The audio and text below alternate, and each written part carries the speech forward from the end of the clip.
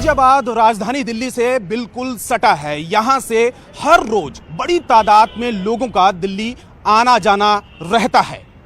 यहां पर कस्बाई इलाका है तो ग्रामीण भी है, छोटे मकान भी हैं तो बहुमंजिला इमारतें भी हैं।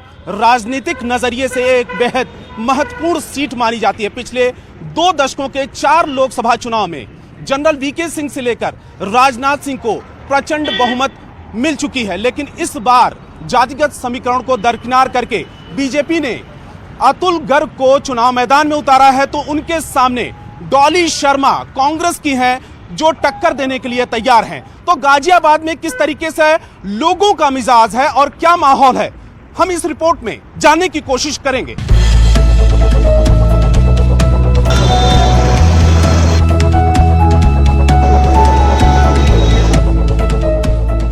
गाजियाबाद में आते ही लोगों ने सैयाजी पूरी वाले की चर्चा की और ये ज़रूर हमसे कहा कि यहाँ पर ज़रूर जाना, क्योंकि बहुत पुरानी दुकान है और चर्चित भी है। मैंने भी एक प्लेट यहाँ पर ले लिया है और सबसे पहले यहाँ पर इसका स्वाद चखते हैं और इसके बाद लोगों से बातचीत करते हैं कि आखिर में गाजियाबाद में जो राजधानी दिल्ली के बिल्कुल सटा हुआ इलाका है वहाँ पर राजनीतिक माहौल क्या है। तो क्योंकि क्वालिटी का बहुत खास ख्याल रखा जाता है और 50 साल से पुरानी दुकान है और तीसरी पीढ़ी इसको संभाल रही है। हमारे साथ में विमल सिंघल जी। अगर हम सिंघल जी माहौल बात करें गाजियाबाद की, तो बिल्कुल राजधानी से बिल्कुल पास में है। क्या माहौल है इस बार चुनाव को लेकर? देखो, हमारी नज़र में तो मोदी जी हैं। जब तक मोदी जी हैं, जब तक मोदी ही रहेंगे। कुछ और लोगों से भी बात करूंगा जो यहाँ पर एज ए कस्टमर आते हैं। आप लोग कहाँ से हैं? गाजियाबाद से या दूर से हैं? मैं उत्तराखंड से हूँ, भाई मुजफ्फरनगर से हैं, बरेली, और भाई लुधियाना पंजाब से। तो यहाँ काम करते होंगे? हाँ, मीटिंग है हमारी, सेल्स में आए हुए हैं।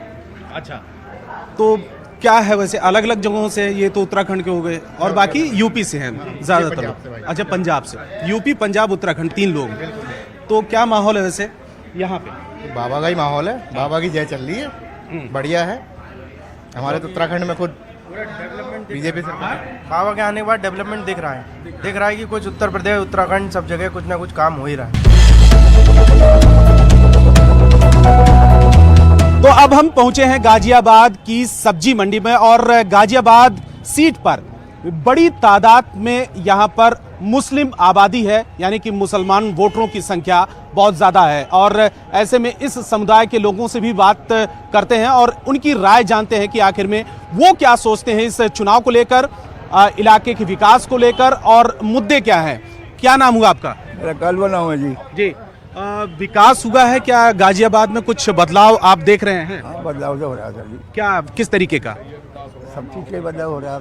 तो क्या चाहते हैं इस बार कुछ और भी ज्यादा विकास होने की जरूरत है या जो जिस रफ्तार से चल रही है वो सही है? ये बादशाह हैं हिंदुस्तान के। हाँ। मोदी इन्हें वोट देनी चाहिए। हाँ। बढ़िया काम हो रहा, विकास हो रहा, बढ़िया। हाँ। गाजियाबाद में विकास हो रहा है और गुंडागर्दी खत्म होगी। कहते हैं कि मुस्लिम तो मोदी के सपोर्ट में नहीं रहते। नहीं, क्यों नहीं, पूरे मुस्लिम सपोर्ट करते हैं मोदी जी को। अच्छा, कौन कहता? तो ऐसा क्या काम कर दिया है मोदी जी ने? मोदी जी ने, मुझे अटैक पड़ गया, कोई भी काम ना आया, मोदी जी की दवाइयाँ काम आई मेरे। अच्छा, जन औषधि वाली? हाँ, अच्छा। मोदी जी सस्ते में दवाई दिला रहे। मेडिकल पर जाओगे 600 रुपये की, वहाँ पर 100-125 रुपये की दवाई है। मेरे लिए तो मोदी जी भगवान की तरह। क्या चाहते हैं इस बार?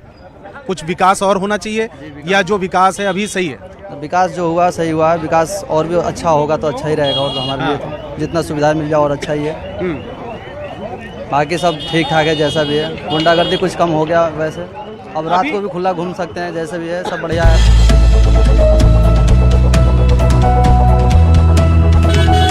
ग्रामीण से लेकर शहरी इलाके में भी हम जाने की कोशिश करते हैं कि इस बार के लोकसभा चुनाव में माहौल क्या है और खास करके हम पहुंचे हैं गाजियाबाद के शहरी इलाके में। इस बार चुनाव को लेकर क्या राय है आपकी? देखिए, हमारी राय तो स्पष्ट है कि जो देशभक्त है, देश का भला करेगा, जो देश के हित में काम करेगा, वो हमारे लिए सर्वोपरि है और हम उनको ही वोट देने जा रहे हैं। कौन कर रहा है ऐसा काम? देखिए अभी तक तो जो दिख रहा है अभी 8-10 सालों में, तो मुझे तो एक ही चेहरा याद आ रहा है, वो है नरेंद्र मोदी जी। यहाँ पे गाजियाबाद सीट को लेके मैं दावे के साथ कह सकता हूँ, यहाँ उम्मीदवार की जीत नहीं है, यहाँ बीजेपी की जीत है। इंडिया गठबंधन है और खास करके कांग्रेस, राहुल गांधी और दूसरी जो पॉलिटिकल पार्टियां हैं, लगातार बहुत सारे लोग, 1 दर्जन से ज्यादा लोग इकट्ठा हुए हैं, मैदान में उतरे हैं।